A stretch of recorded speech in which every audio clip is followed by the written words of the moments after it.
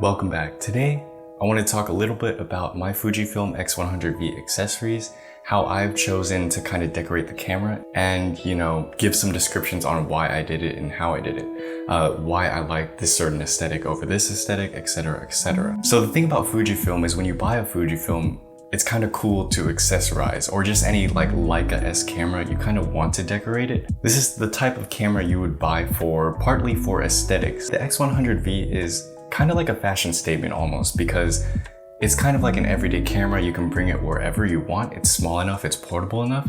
So when you hang it on yourself, it's kind of like part of your outfit almost. So to accessorize the camera and change it up how it looks and stuff like that is just one of the fun parts of being an x100v owner. Also, at the end of this video, I'll be talking about certain accessories I chose not to get, mainly because I don't think you need to go out and buy every x100v accessory. A lot of them you don't actually need. So I'm going to talk about my logic, my reasoning about why I didn't get certain accessories.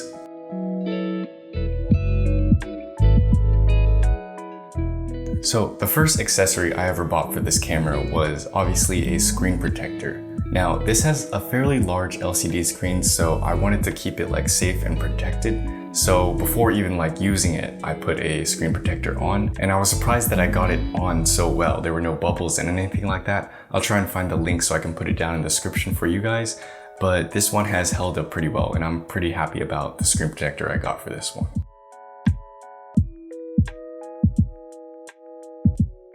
Next up, I want to talk about weather sealing and the UV filter, because you guys know that if you have this camera, it's not fully weather sealed unless you put a UV filter on it. And now if I had a camera anyways, I would probably put a UV filter on just for that extra little bit of protection, mainly because I'm not a pixel peeper, so I can't notice any kind of quality difference from having a slight lens over it. But this was like the next thing that I invested in, and it's been on my camera ever since. So the filter adapter or filter mount that I chose to get was the Fuji filter adapter, mainly because I saw it was kind of like sleek, it was slimmer, and I wanted to try and find a way to keep the metal lens cap of this camera on the lens without having to switch to like a different lens hood or something like that. So I got this one to try it out to see how it would work. And the UV filter I decided to combo this up with was the Breakthrough UV filter. So they're like a company in San Francisco or something like that. I didn't have the money and I didn't want to spend like over $100 on something like the B&W UV filter for just like a clear lens filter on the front. But at the same time, I didn't want to invest and buy a cheap UV filter and put it in front of this expensive camera. So the Breakthrough UV filter was kind of a nice in-between. I've been pretty happy with this ever since, mainly because I like the font that they put on it around the front of the UV filter. I think it looks really nice. And also they have like this kind of nice knurling aesthetic. If you look at the side of the UV filter, there are some knobs that you can grab on and twist. It makes it really easy to remove and like turn and stuff like that. So I'm happy with this UV filter. So if you have the x100v, you'll know that it comes with like this kind of magnetic lens cap. And I really like this because it is sleek, it's easy to carry around, and you don't have to worry too much about, like clipping it. I don't like clipping a lens cap on, I just like sliding it on. So I wanted to find a way to keep this lens cap on.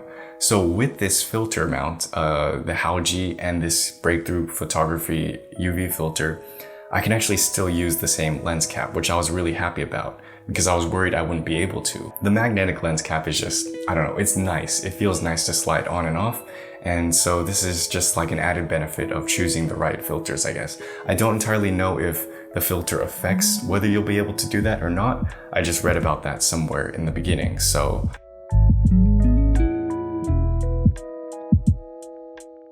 Next up, I want to talk about the ND filter, because if you guys know, this camera has an ND filter for a photo mode only, basically, just for stills. It doesn't have an ND filter for video, so that's kind of a problem if you're shooting outdoors in bright light and you need something to lower the exposure while keeping the aperture kind of wide open. So I bought a variable ND filter from K&F, I think it is, and this is the ND 2 to 32. Because like I did with the UV filter, I wanted something kind of in a midway, nothing too expensive, but nothing too cheap.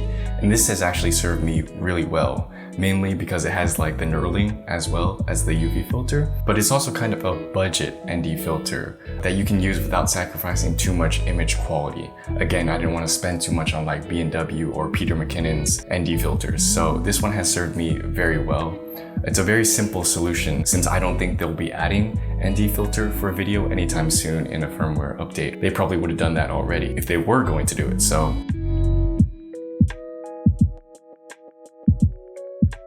Let's talk about the camera strap. So I got my camera strap from Hyperion camera straps, I believe. This is like a rope camera strap that is handmade and it's really, really nice. It was actually really cheap. It cost me about like 13 bucks or something like that. The only problem was that it took a long time to get here.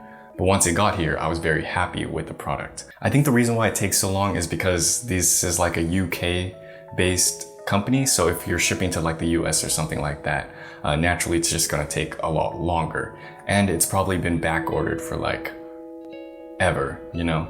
So what's cool about these is you can customize the colors, you can customize the strap, and you can also customize the rope it comes in. And I just chose to get an all black kind of look, just because I wanted this one to be like a pure black x100v kind of setup. The reason why I went for this one is because the attachment ends doesn't have like a large kind of bulky head like some of the other rope camera straps you'll find on the market. I didn't really like about those aesthetics. This one is like simple, it's nice, it looks sleek, it gets the job done. I'm really happy with this one. Similarly, a lot of people have complimented me on this camera strap specifically, especially when they ask to use the camera or something like that, or they're holding it or they're using it. They're surprised with how actually like soft and flexible it is for being a rope camera strap. It feels really nice to hold it. I wish I could kind of like express how it feels to use this camera strap, but it's really well made.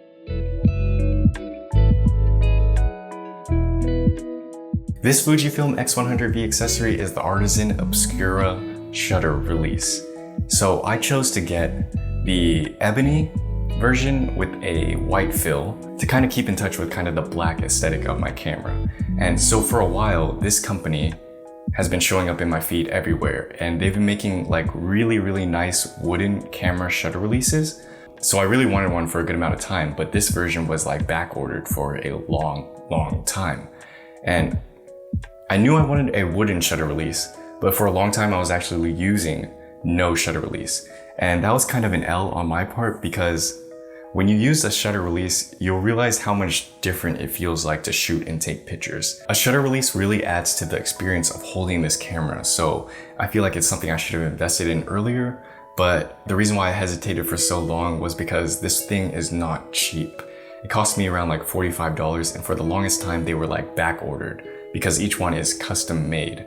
But once I finally got my hands on it, it was so worth it. I really dig this shutter release button, mainly because it looks so good and it feels so good. So I opted to get the concave version. I feel like just having a convex, like where it bulges out, would feel kind of weird on my finger. So I got a concave version because it kind of fits in and settles into my finger better. Now, I'm really happy about this purchase. For a long time, I considered buying one of the cheaper options, but even the cheaper options were kind of expensive, around the $10 to $20 range for something that was just like a plain old wooden shutter release, and they didn't even get the color I kind of wanted right, you know?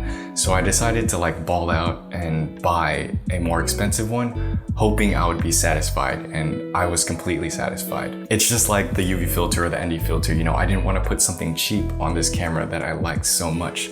So in the end, it was worth it. Although it added to the overall cost of the setup, it makes shooting with this camera even more fun, which I didn't think was possible, you know? So artisan obscura, you know, good job.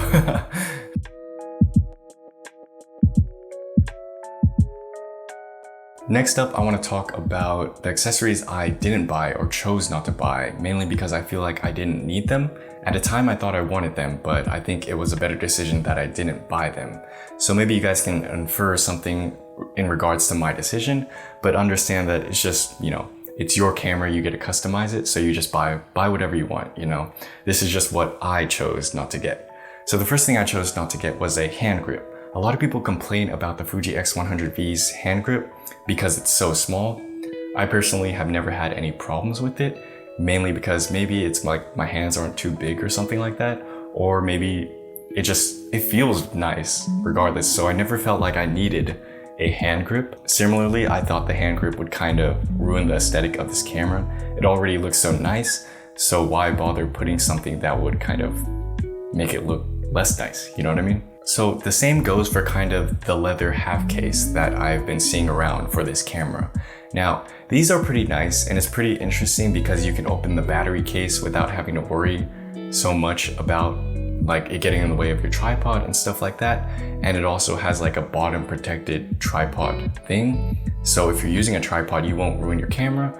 But I just honestly didn't like the aesthetic of the leather half cases, and I have been doing just well without it. So I don't really think I need to drop like $100 on a leather half case. I have not bought a custom hot shoe for this camera, mainly because I like the metal one that it comes with. I like the way it slides in and out. It feels right. One day I might upgrade to the same one from Artisan Obscura that I have the same shutter release of, but until then I'm rolling with the metal one for now. Or is it plastic? I don't even know if it's metal, but the one that it came with, that's what I'm talking about. I'll stick to that for now. Similarly, I didn't buy one of those thumb rests that stick into the hot shoe of this, or is it a cold shoe? I don't know. I didn't buy the thumb rest that a lot of people have been getting for this camera, mainly because I didn't like how it looks, and I didn't feel like it's actually that comfortable to shoot with. So I can see the functionality of buying it if you're going to be shooting with one hand a lot, but I'm typically the type of person to shoot with two hands anyways, and if I wanted to shoot with one hand, there's actually enough space for my thumb around where the D-pad used to be. So I didn't feel like I needed this thumb rest. I feel like it would have gotten in the way, and yeah, I don't need it, you know? Anyways guys, those are my Fujifilm X100v accessories. Let me know what you guys think down below in the bottom if you would buy any of them, and like list what you have gotten or what you've noticed with your accessories or preferences and etc. If you like this video, please do like and subscribe. I'll be making more X100v videos, and yeah, I'll catch you guys later. Peace.